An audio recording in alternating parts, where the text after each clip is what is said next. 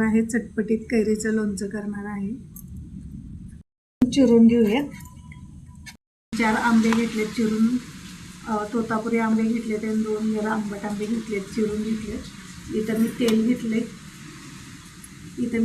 1 पळी तेल घेतले.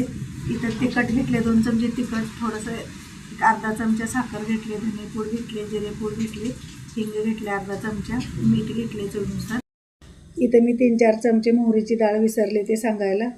मोहरीची डाळ घेतली 3-4 चमचे. आता मिक्स करून घेऊया. आपण सगळं मिक्स करूया. हे चटपटीत खायला अगदी 8-10 दिवस टिकण्यासारखं असं लोणचं आहे.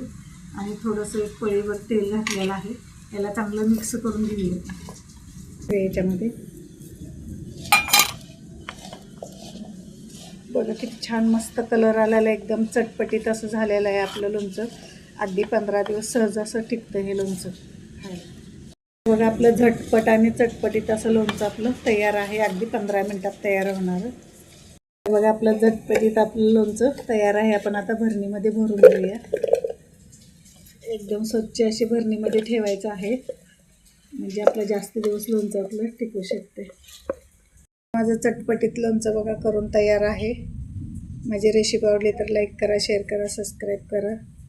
धन्यवाद.